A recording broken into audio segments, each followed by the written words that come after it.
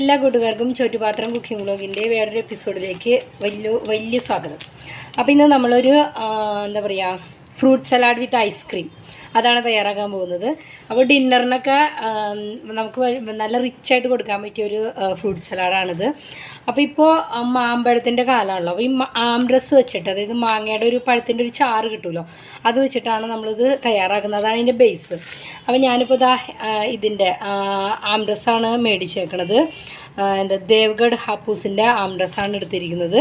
ഇത് നിങ്ങൾക്ക് ആമസോണിലും അതുപോലെ ബേക്കറികളിലൊക്കെ മേടിക്കാൻ കിട്ടും. അപ്പോൾ ഇതിനകത്ത് ഫ്രൂട്ട്സായിട്ട് നിങ്ങൾക്ക് ഏത് ഫ്രൂട്ട്സ് വേണമെങ്കിലും യൂസ് ചെയ്യാം. ഞാൻ പഴം എടുത്തിട്ടുണ്ട്, ആപ്പിൾ എടുത്തിട്ടുണ്ട്, ഗ്രീൻ ഗ്രേപ്സ് എടുത്തിട്ടുണ്ട്, പിന്നെ പോമഗ്രാനേറ്റ് എടുത്തിട്ടുണ്ട്. നിങ്ങൾക്ക് വേണമെന്നുണ്ടെങ്കിൽ ആംറസ് ചേർക്കണോണ്ട് മാംഗോ ചേർത്തില്ലെങ്കിലും കുഴപ്പമില്ല. പൈനാപ്പിൾ ഇതിൻ്റെ കൂടെ നല്ല കോമ്പിനേഷൻ ആയിരിക്കും. അപ്പോൾ ഏത് ഫ്രൂട്ട്സ് വെച്ചിട്ട് വേണമെങ്കിലും ഈ ഫ്രൂട്ട് സാലഡ് നിങ്ങൾക്ക് തയ്യാറാക്കാം. അപ്പോൾ ആദ്യമായിട്ട് നമുക്ക് ബൗളിലേക്ക് ആംറസ് ചേർത്ത് കൊടുക്കാം.